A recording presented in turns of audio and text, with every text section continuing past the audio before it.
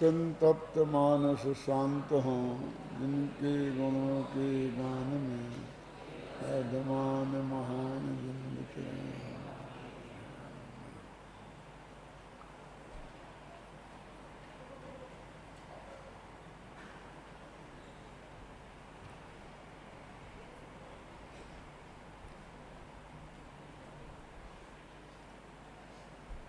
समय सार परमागम की 49वीं गाथा चल रही है, जिसके अनिर्दिष्ट संस्थान इस विशेषण पर चर्चा हो रही है। निर्दिष्ट माने कहा जाना और अनिर्दिष्ट माने कहा जाना संभव नहीं है। और संस्थान माने आकार, जिसका आकार कहा जाना संभव नहीं है, ऐसे आत्मा को यहाँ अनिर्दिष्ट संस्थान कह दिया। तो संस्थान कह दिया ना, कौन कहता है कि संस्थान के बारे में कुछ कहा नहीं जा सकता है? अनिर्दिष्ट संस्थान के नाम से कह दिया ना। देखो, इस उंगली का नाम है अंगुष्ठ, क्योंकि ये सबसे ज़्यादा बलिष्ठ है, मजबूत है, इसलिए इसका नाम है अंगुष्ठ। जब कोई चीज़ पकड़ते हैं तो एक तरफ होती हैं 4 उंगलियां और एक तरफ होता है ये अकेला। तो 4 के बराबर बल इसमें है, इसलिए इसका नाम पड़ गया अंगुष्ठ। ये उंगली धमकी देने के काम आती है। मेरी बात ध्यान से सुनो, वरना मुझसे बुरा कोई नहीं होगा, है ना।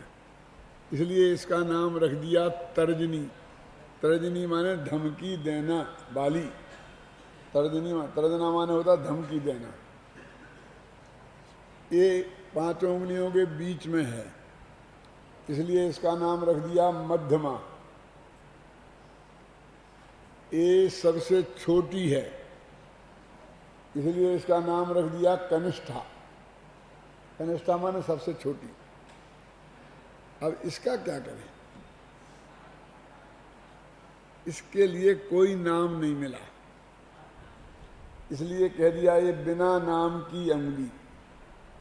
तो बिना नाम की का मतलब अनामिका है ना। तो अनामिका भी एक नाम हो गया ना।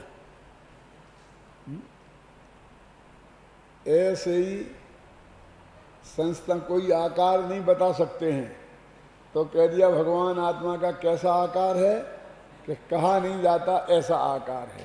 तो अनिर्दिष्ट संस्थान भी एक नाम हो गया। अपने यहाँ बच्चों में एक खेल होता है, जैसे उंगलियां होती है ना, ये मम्मी की, ये पापा की, हैं, ये बहन की, ये भाई की, ऐसे गिनते करते क्या नहीं करते हैं? तो कहते हैं कि पुरा कवि नाम गणना प्रसंगे कनिष्ठ काधेष्ट कालिदासा। तो कवियों के नाम गिनाए तो सबसे पहले बोल दिया कालिदास। तो कनिष्ठा माने सबसे छोटी अंगुली पर कालिदास को बैठा दिया। अब ये तो ऐसे बड़ी हैं, तो बड़ी पे तो कालिदास से जो बड़ा कवि होगा ना, उसी का नाम रखा जा सकता है ना। क्या? तो अब क्या करें? अब कोई कालिदास से बड़ा कवि है ही नहीं, फिर इसी उंगली पे क्या करें? तो इसका नाम रख दिया अनामिका। उस छंद में लिखा है पुरा कवि नाम गणना प्रसंगे कनिष्ठ काधेष्ट कालिदासा अद्यापि तत्तुल्य कवेर अभावात अनामिका सार्थवती बभूवे। क्या अर्थ है? कि आज तक उनकी बराबरी का भी कोई कवि नहीं हुआ, बड़ा तो बहुत दूर की बात है। इसलिए अब इस उंगली पे किसको बैठाएं? तो अनामिका, इसका नाम अनामिका ये सार्थक हो गया।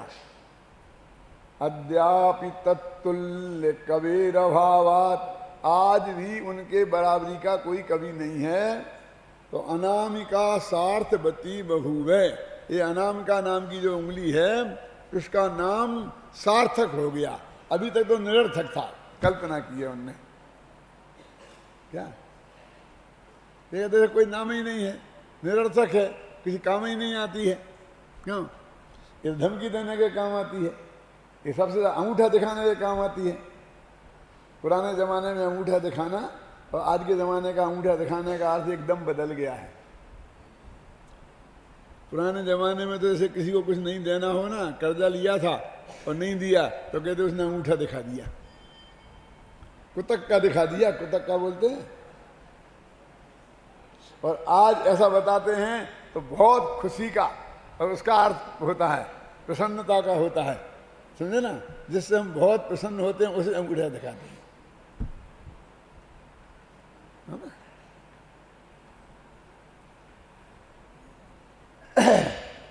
ये अनिर्दिष्ट संस्थान, इस शब्द के अमृतंदाचार्य ने 4 अर्थ किए हैं जो अपन पढ़ते हैं। ऐसे निकालो, आपके पास पेज है कौन?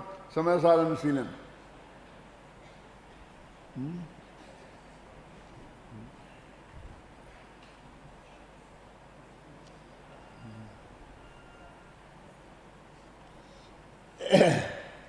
चार 411।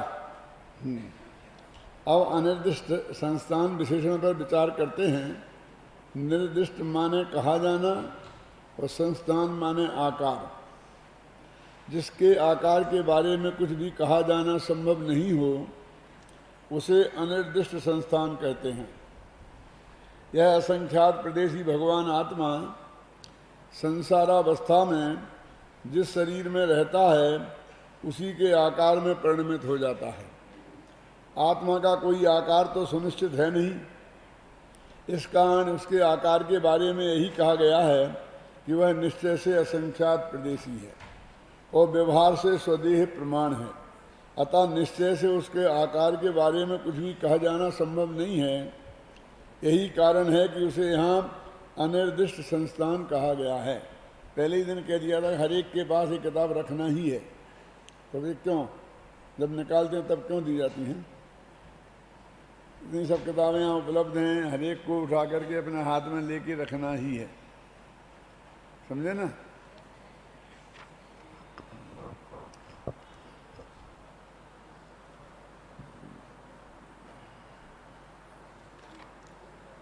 जिस प्रकार हाथ की 5 उंगलियों में 4 के नाम तो अपने आकार, प्रकार, स्थिरता और कार्य के कारण सुनिश्चित हैं, पर एक अंगुली को कोई विशेष विशेषता न होने के कारण उसका नाम सार्थक नाम रखना संभव नहीं हुआ, तो उसे अनामिका कह के ही पुकारने लगे।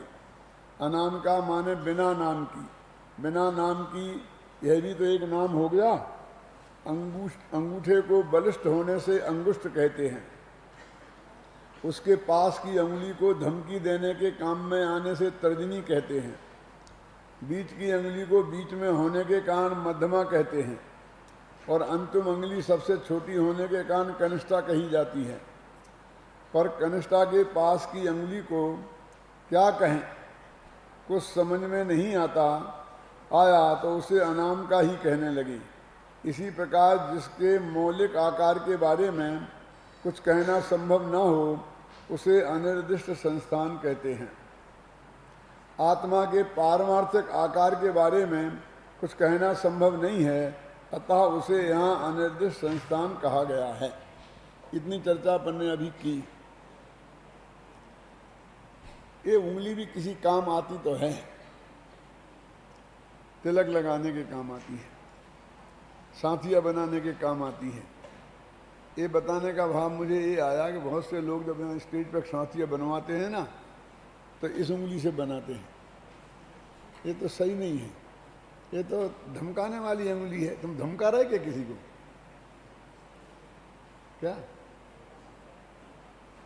ये समय ध्यान रखो, ये अनामिका जिसे बोलते हैं ना, तिलक इससे लगाया जाता है। चाहे अपने को लगाओ और चाहे दूसरे को लगाओ। इसमें जोर नहीं होता है, यदि आप इससे लगाओगे तो माथे पर रगड़ेगा वो उंगली, देखो लगा के देखो, किसी से भी लगाओगे तो, इससे लगाओगे तो लगेगा ही नहीं। अंगूठा तो किसी को दिखाना नहीं है, इससे लगाओगे तो बहुत धीमे से लगेगा, आसानी से, शांति से। इसको तिलक वाली उंगली कह सकते हैं आप। सिर्फ इस बताने के लिए मैंने ये बात कही है कि जिससे ये हमारे प्रतिष्ठाचारी भी बैठे ना साथ ये बनवाने वाले, ये भी समझ लें तो कम से कम उस वक्त बता दें लोगों को कि इस उंगली से करो, अच्छा रहेगा। अनिर्दिष्ट संस्थान के जो 4 अर्थ आचार्य अमृतचंद्र ने किए हैं, मिल गया ना, पेज नंबर 412 पर नीचे से तीसरा पैरा। अनिर्दिष्ट संस्थान के जो 4 अर्थ आचार्य अमृतचंद्र ने किए हैं, उनमें से भी उक्त तथ्य की पुष्टि होती है। पहले ही अर्थ में वे साफ साफ लिखते हैं कि पुद्गल द्रव्य से रचित शरीर के संस्थान के कारण जीव को संस्थान वाला तो नहीं कहा जा सकता। इस कारण जीव अनिर्दिष्ट संस्थान है। ये कहा ना कि जिस शरीर में रहता है उस शरीर के आकार हो जाता है, तो ये तो शरीर का आकार हुआ ना, तो शरीर के आकार के से आत्मा का आकार बताना ये तो सरासर अन्याय है ना, इसलिए हम अनिर्दिष्ट संस्थान कहते हैं। ये शरीराकार ये भी बहुत स्थूल कथन है। शरीर का क्या आकार होता है? आप फोटो बनाते हैं ना, जैसा खड़ा बना देते हैं ऐसा कुछ भी करके, लेकिन ये तो एक एक क्षण में, एक एक समय में आकार बदलता है, बदलता है ना। जैसे अभी मैं बोला ऐसा हाथ उठाया तो बदल गया, फिर बात की तो बदल गया, सांस ली तो बदल गया।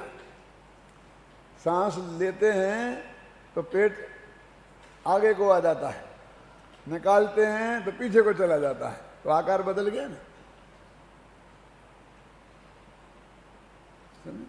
तो कहाँ ये 2 क्षण भी एक सा आकार कहाँ रहता है? तो इसको कौन सा आकार बताएं? सामने वाला जो आकार कहना चाहता है उसने तो एक अपनी तरफ से आकार बना दिया बस ऐसा, और कह दिया ये मनुष्य आकार है। किसी भी मनुष्य संसारी जीव का आकार जब माँ के पेट से पैदा हुआ था जब से ही वो था ना शरीर, और एक समय भी वो आकार बदले बिना नहीं रहा, है ना। और मैंने बोला सांस लेते हैं तो बदलता है, हर स्थिति में ये आकार निरंतर बदलता ही रहता है। बहुत मोटे तौर पर हम ये कह सकते हैं कि शरीराकार है ना। वास्तव में वो क्या है? इसलिए कहते पहले बोल में क्या कि शरीर के आकार के कारण आत्मा को आकार नहीं कहा जा सकता, इसलिए अनिर्दिष्ट संस्थान हमने कहा है। अब अनंत शरीरों के अनंत आकार होते हैं, एक एक शरीर भी अनेक आकारों में परिवर्तित होता रहता है ना।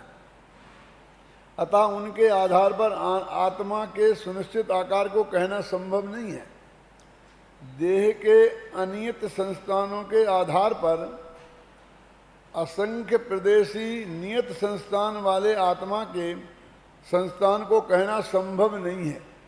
शरीर तो अनियत संस्थान वाला है और भगवान आत्मा नियत संस्थान वाला है।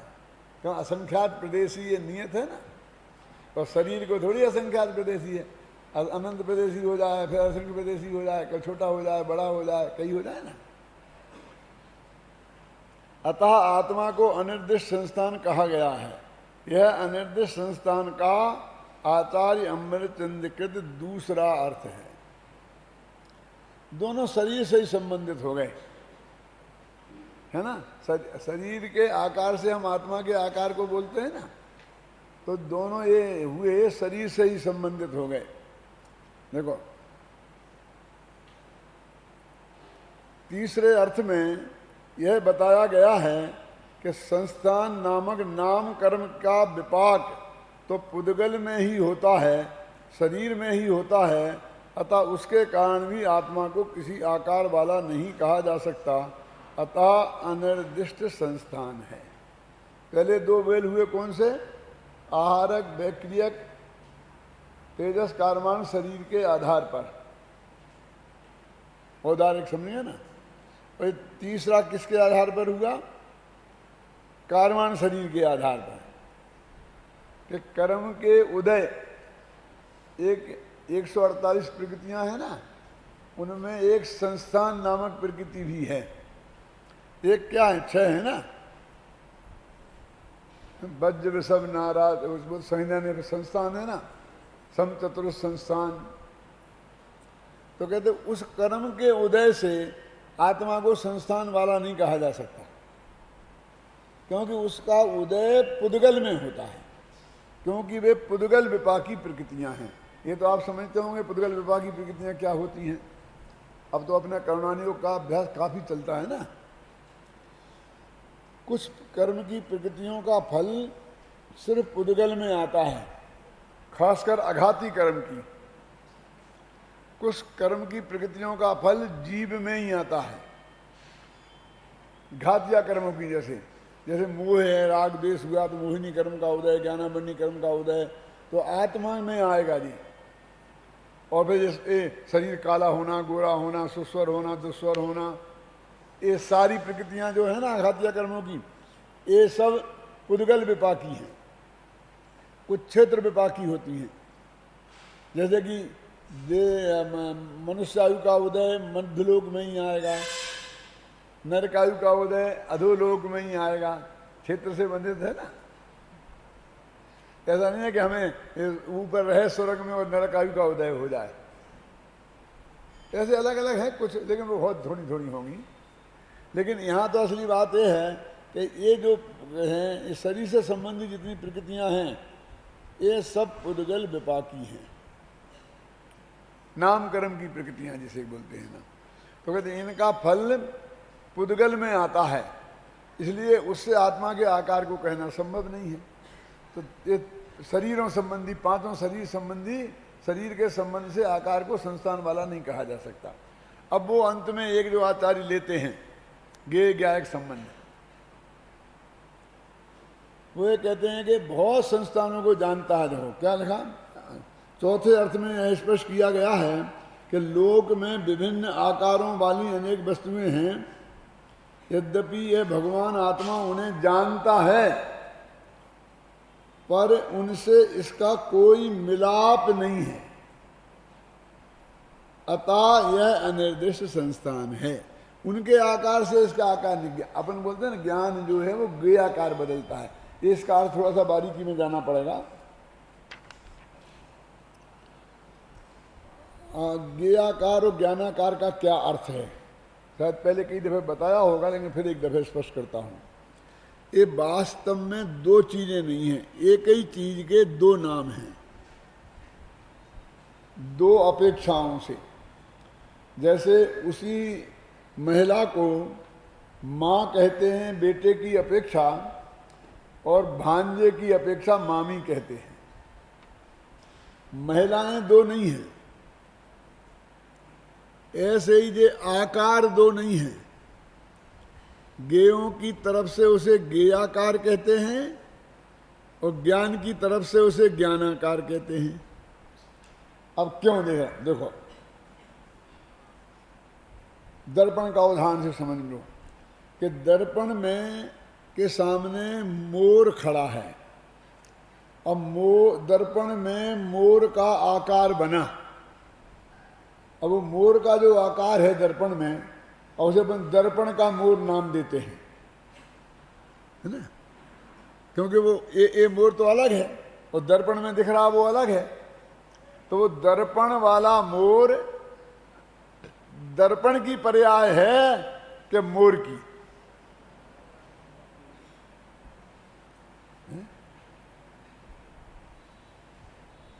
आप कहेंगे दर्पण की पर्याय है, तो हम ये कहेंगे कि दर्पण हिलता है कि कुछ गड़बड़ होती है दर्पण में तो उसमें कुछ फर्क नहीं पड़ता है, लेकिन मोर हिलता है, नाचता है, तो वो अंदर का मोर नाचने लगता है। तो उसका बराबर निमित्त नैमित्तिक संबंध, समझे ना, अविनाभाव तो मोर से है, समझ में ना। जैसा जैसा मोर क्रिया करता है वैसी वैसी वो करता है। तो इस अपेक्षा से कि जिस जैसा आकार है, जिसके साथ उसका निमित्त नैमित्तिक संबंध है, उसका आकार कहना उसको मयूराकार कहेंगे। और चूंकि उसमें कच्चा मटेरियल दर्पण का लगा है, उसमें मोर का रंच मात्र भी कुछ नहीं आया है, इसलिए उसे दर्पणाकार कहेंगे। उपादान की अपेक्षा दर्पणाकार कहेंगे और निमित्त की अपेक्षा मयूराकार कहेंगे। मयूर निमित्त है और दर्पण में उपादान है। अब आत्मा पर लगाओ तो आत्मा की ज्ञान, आत्मा की स्वच्छता में, आत्मा की स्वच्छता में, स्वच्छत्व शक्ति है ना, जो गे झलके, वो दर्पण हो गया ना आत्मा। अब उसमें गेयों का जैसा आकार बनता है, जैसे दर्पण में मोर का आकार बना ना, मोर जैसा आकार बना। अब मोर का बोलते हो, मोर जैसा को, ऐसा गेयों जैसा आकार ज्ञान में बनता है।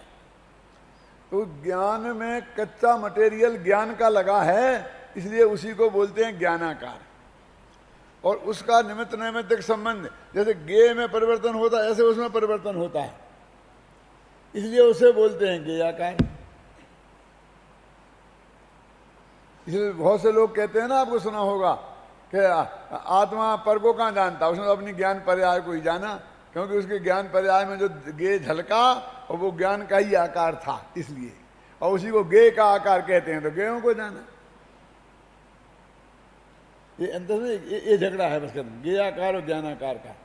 अब इनमें दो आकार खड़े कर लेते हैं, एक ज्ञानाकार के पक्ष में चले जाते हैं और एक गेयाकार के, दो पार्टियां बन जाती हैं, वहां दो हैं ही नहीं।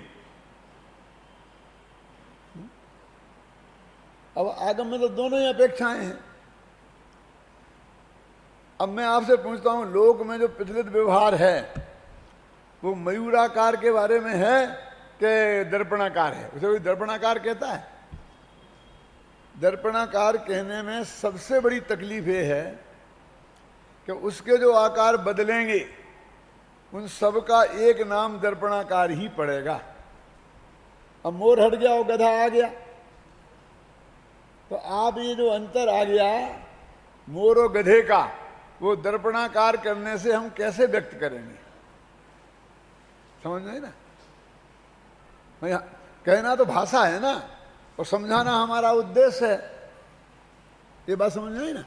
अब मान लीजिए मोर तो चला गया और गधा आ गया, तो हम मोर को भी दर्पणाकार कहेंगे और गधे को भी दर्पणाकार कहेंगे, तो जो अंतर आया उसको हम कैसे स्पष्ट करेंगे? और यदि मयूराकार कहेंगे तो गधा आ जाएगा, तो गधाकार कह देंगे। तो एक एक समय में गे के तो आकार बदलते हैं, नया नया गे उसमें आता है, समझिए ना? तो उससे विभिन्न पर्यायों की विभिन्नता समझाई जा सकती है, और अकेला एक ज्ञानाकार नाम देने से वो बात हम नहीं समझना, इसीलिए उसका ही वर्णन ज्यादा है। इसलिए उसका ही वर्णन उसमें ज्यादा है। ऐसे ही गेयों में हम कहें एक किसका ज्ञान है कि ये भी आत्मा ही का ज्ञान है, आत्मा को ही जाना उसने, तो गधे को जाना तो आत्मा को जाना, मोर को जाना तो आत्मा को जाना, जो भी उसके ज्ञान में झलके सब आत्मा ही को जाना कहेंगे ना, तो एक गे जाने ये बात खत्म ही हो जाएगी।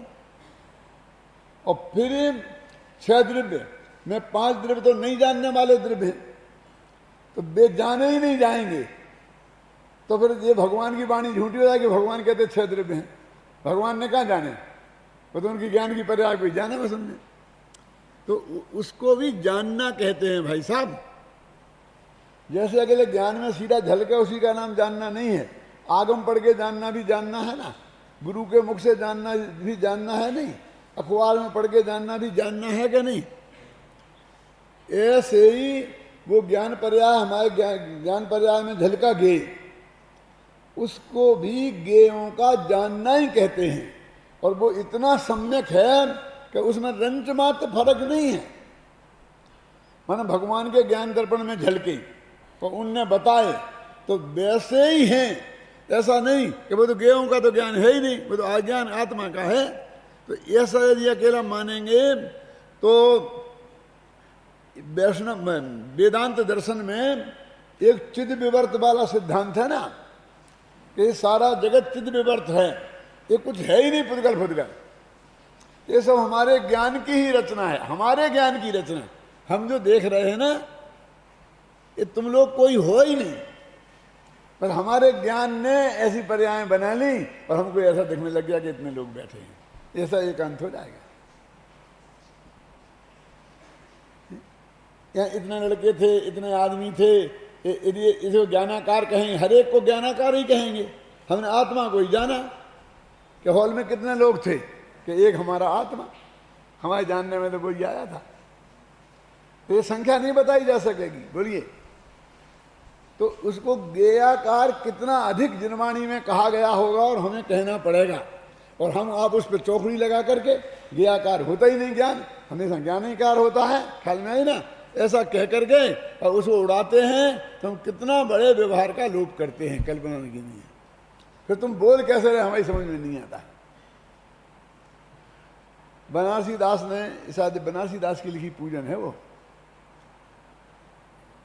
ज्ञायक ज्ञेयाकार ममत्व निवार के, जो परमात्म सिद्ध भई सिरनायक। आता क्या नहीं आता, क्या है?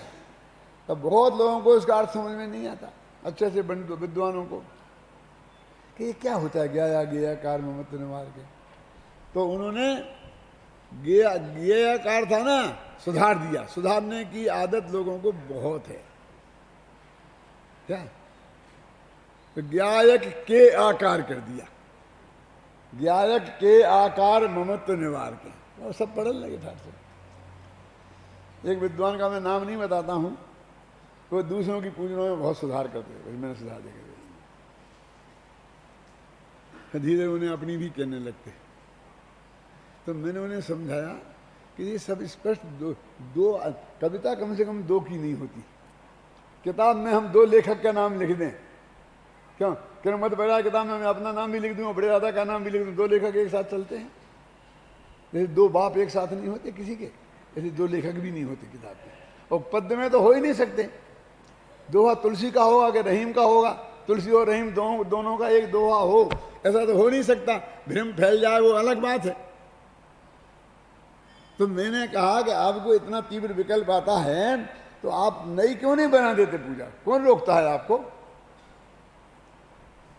तो दादा मेरे से नई बनाते नहीं बनता, वो महल मेरे से खड़ा नहीं होता, उसकी पुताई में कर सकता हूं। जयचंद छावड़ा ने भी ये लिखा था। किसको? पंडित कविवर वृंदावन दास जी को जवाब लिखा था ना पत्र का। वृंदावन दास कवि बनारस में रहते थे और पंडित जयचंद जी छावड़ा जयपुर में रहते थे। दोनों समकालीन थे। जिनने बहुत पूजने बनाई हैं वो वृंदावन दास जी हैं, और जिनने समय साल वगैरह की टीका की वो पंडित जयचंद जी छावड़ा थे। उस वक्त आना जाना इतना आसान नहीं था। तो इनकी प्रशंसा सुन के और जयचंद छावड़ा की प्रशंसा सुन के वृंदावन दास जी ने किसी आदमी के हाथ एक पत्र भेजा, जो आने वाला होगा ना, कि मैंने सुना आप बहुत बड़े योग्य विद्वान हैं, तो मैं आपके पास न्याय और व्याकरण पढ़ने के लिए आना चाहता हूं। यदि आप मंजूरी दें तो मैं आऊं, जितने दिन आप कहेंगे, जैसा कहेंगे, जो भी, मैं आपके पास पढ़ना चाहता हूं। ये पत्र लिखा था किसने? वृंदावन दास ने पंडित जयचंद जी छावड़ा को। तो जयचंद जी छावड़ा ने जो उसका जवाब लिया, उसमें और भी प्रश्न थे कि मोक्ष मार्ग प्रकाशक ग्रंथ अधूरा है, तो आप उसे पूरा क्यों नहीं कर देते? आपसे मेरा निवेदन है कि आप उस ग्रंथ को पूरा कर दें, ये भी लिखा था। साथ में मैं पढ़ने आना चाहता हूँ, ये भी लिखा था। ये भी लिखा था कि हमारे यहाँ तो 20 पंथ की शैली चलती है, आपके यहाँ कौन सी शैली चलती है, ये भी लिखा था। क्या? तो उनके उत्तर में जो जयचंद छावड़ा ने लिखी थी बहुत मार्मिक बातें हैं, अपनी वो पंथ शैली तो बता दी होगी, 13 पंथ शैली चलती है। और मोक्ष मार्ग प्रकाशक को पूरा करने के लिए उन्होंने ये लिखा, सुनो, कि हम किसी ग्रंथ की टीका कर सकते हैं, हम पे ढांचा खड़ा नहीं होता। वे टोडरमल जी बहुत बड़े विद्वान थे, हम उनके सामने बहुत तुच्छ हैं। वो किसी ग्रंथ का ढांचा खड़ा वो कर सकते थे दादा, समझे ना। और हम तो ढांचा तो है पहले आचार्य का बना बनाया, और हम तो उसका अर्थ कर देते हैं। क्या हम टीका कर सकते हैं, हम ढांचा खड़ा नहीं कर सकते हैं। अब उन्होंने यहां तक ढांचा बना दिया, ऊपर का हम बना दें, हमारे बस की नहीं है। ये जवाब है। उनकी बुद्धि बहुत विशाल थी। वो हम नया ग्रंथ नहीं लिख सकते, नया ग्रंथ लिखने की ताकत हम में नहीं है। आप समझिए ना, देखो क्या फर्क होता है, समझिए ना, कि एक राम कहानी लिखना और एक सत्य की खोज लिखना, दोनों में कितना फर्क है, समझ में है? क्या फर्क है बोलो? हा? राम की कहानी तो प्रसिद्ध है, बस हमको तो उसके बारे में सीता का सुंदरता का वर्णन कर दिया, राम सीता ने क्या सब है, खाका तो तैयार खड़ा ही है। हमको तो कुछ करना नहीं है, हमको तो बस अपना कविता लिखते जाना है। और सत्य की खोज की कहानी खड़ी करनी पड़ेगी, कल्पना करनी पड़ेगी, और कहानी को कहाँ तक ले जाना, कैसे एक एक चरित्र का विकास करना, कहाँ खत्म करना, कैसे आगे बढ़ाना, कितने पात्र रखना, कितने पात्र नहीं रखना। आप समझिए ना, भरत बाहुबली नाटक लिखा तो पात्र तो नक्की है, और एक काल्पनिक नाटक लिखा जाएगा तो सारे पात्र भी खड़े करने पड़ेंगे। नया ग्रंथ लिखा जाता है तो पूरे पात्र भी खड़े करने पड़ते हैं। समझिए ना आपकी में कई तरह की चीजें होती हैं इसमें। तो एक उन्होंने ये बात लिखी थी,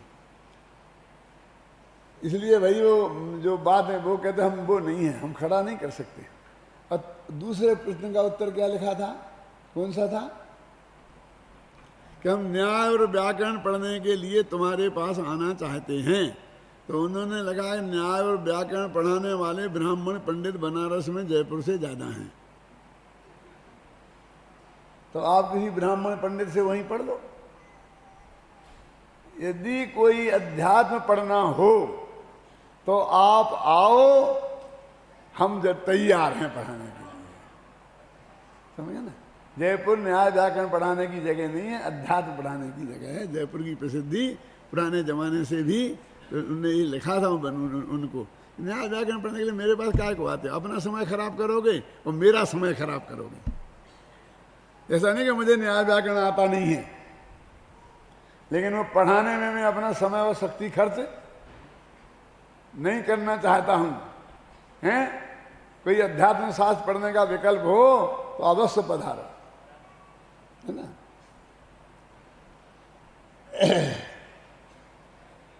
चौथे अर्थ में, लोक में विभिन्न आकारों वाली अनेकानेक वस्तुएं हैं। यद्यपि यह भगवान आत्मा उन्हें जानता है, पर उनसे इसका कोई मिलाप नहीं है। जानने से उनसे जुड़ गया, कोई संबंध हो गया। मैंने कहा था ना, ज्ञाता के कोई संबंध नहीं है, अतः अनिर्दिष्ट संस्थान है। यानी उनके आकार इसके ज्ञान में परिणमित हुए। अपने ज्ञानाकार बोलो ना, तो ये आकार ज्ञ आकार है कि ज्ञानाकार बोलो। इस पे अपनी बात आगे बढ़ी थी। तो कहते हैं कि वो ज्ञ के आकार हैं, लेकिन उससे कोई इसका संबंध स्थापित नहीं हुआ। इसने के ज्ञान में जो आकार बने, इसने ज्ञ में से कुछ नहीं लिया।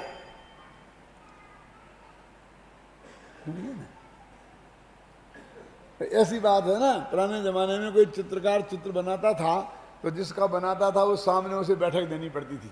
वो ऐसा बैठा रहता था, उसे देख देख के चित्र बनाता था। आजकल तो फोटो फटाफट क्लिक कर लेते हो आप, है ना, होता था ना।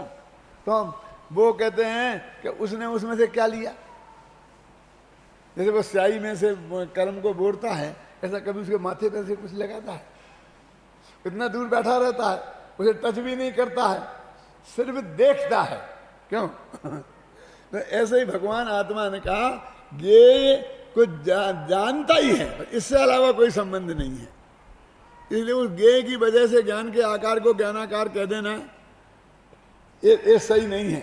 उसे संस्थान वाला कह देना, लोक आकाश को जानेगा तो लोक आकाश के संस्थान वाला हो जाएगा, अलोक आकाश को जानेगा तो अलोक आकाश के संस्थान वाला हो जाएगा, जिन जिन गेयों को जानेगा उन गेयों को संस्थान वाला हो जाएगा।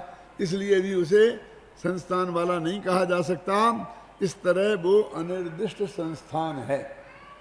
भगवान आत्मा का कोई आकार नहीं बताया जा सकता, लेकिन इसका मतलब ये नहीं है कि उसमें प्रदेशत्व नाम का गुण नहीं है।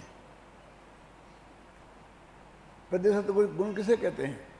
कि जिसके कारण द्रव्य का कोई ना कोई आकार अवश्य हो। तो हम यहां उसे अनाकार थोड़ी कह रहे, हम तो अनिर्दिष्ट आकार कह रहे। हम तो ये कह रहे कि आकार नहीं है, ये क्या कह रहे? हम तो ये कह रहे आकार कहा नहीं जा सकता।